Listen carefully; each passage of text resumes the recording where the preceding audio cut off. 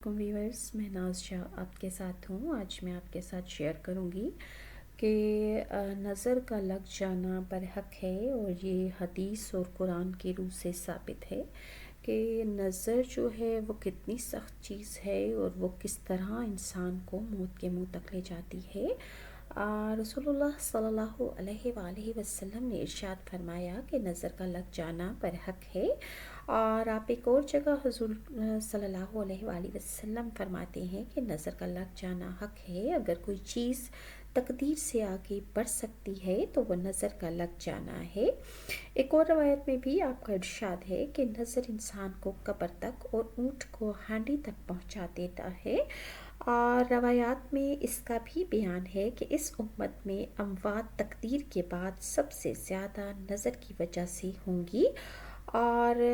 نظر بد جو ہے اس کی کیا وجوہات ہوتی ہیں،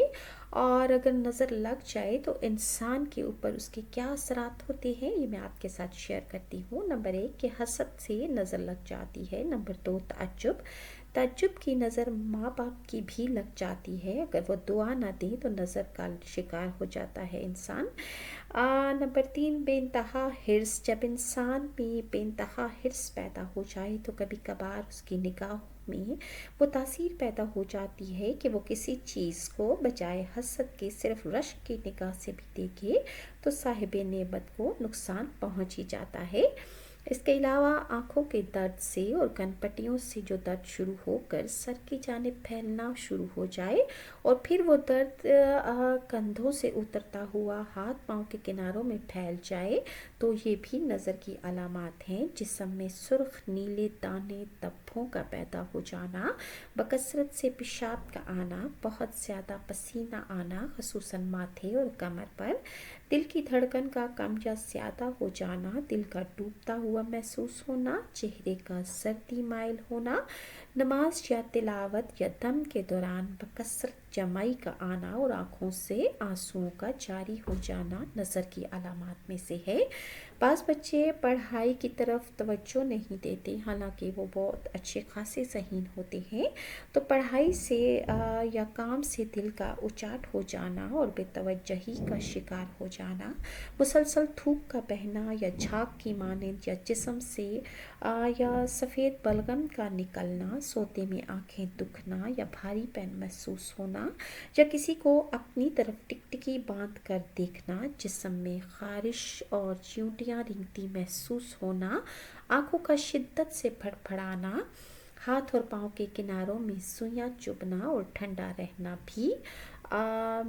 نظر کی علامات میں سے ہے۔ بعض اوقات چہرے پر نشانات پڑ جاتے ہیں، حالات و واقعات اچانک بدل جاتے ہیں، یا شادی کے فوراً بعد گھر میں لڑائیاں جھگڑے شروع ہو جاتے ہیں، یا اچانک سے بیماریاں آنا شروع ہو جاتی ہیں۔ عام حالات میں آنکھوں سے پانی آنا، عام اوقات میں جمائیاں آنا، بے چینی اور بے قراری محسوس ہونا، کسی جگہ پر انسان کا دل نہ لگنا اور اس کو اندر سے بے چینی محسوس ہونا بھی نظر کی علامات میں سے ہے۔ اس کے علاوہ اکیلا پن محسوس کرنا، انسان کی ذات میں یا اس کی مزاج میں چڑچڑا پن پیدا ہو جانا، بات بات پر جھگڑنا، اچانک طغیانی آ جانا، زندگی میں اچانک بے چینی محسوس کرنا یا اچانک چکر محسوس کرنا، نیند میں اچانک جھٹکے لگنا، یہ ڈر جانا، بار بار بیمار ہونا اور اچانک سانس کی تکلیف کا ہو جانا، یہ اور اس قسم کی مختلف علاقوں میں مختلف علامات سے نظر بد کو سمجھا جاتا ہے۔ کیونکہ نظر بد بہت قدیم نظریہ ہے، جس میں اگرچہ بعض لوگوں نے اس قدر غلطیاں کر دی ہیں کہ اب وہ ہر چیز میں نظر بد کو ہی مؤثر سمجھتے ہیں، اور رکاوٹ کا سبب نظر بد ہوتا ہے، بلکہ اور بھی اسباب ہیں رکاوٹوں کے پیدا ہونے کے لیے۔ ان چیزوں کو بھی دیکھنا چاہیے۔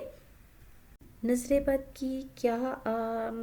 इलाज है और कुरान और हदीस की रूह से क्या ऐसा इलाज है या कौन सी आयत मुबारक पढ़नी चाहिए कि जिससे नज़र जो है उसके असरात को ज़ाइल किया जा सकता है। नंबर 1 सूरह फातिहा, नंबर 2 आयतुल कुर्सी और मऊज़तैन और मंदरजा ज़ैल दुआ जो आपको स्क्रीन पर नज़र आ रही है, इसको पढ़ने से भी नज़र के अलामात जो हैं वो ख़त्म हो जाती हैं। और जिसको नज़र बद लग जाए तो इसको रसूलुल्लाह सल्लल्लाहु अलैहि वसल्लम के कौल के मुताबिक इस दुआ से उसको दम किया जाए जो कि आपको स्क्रीन पर नज़र आ रही है। और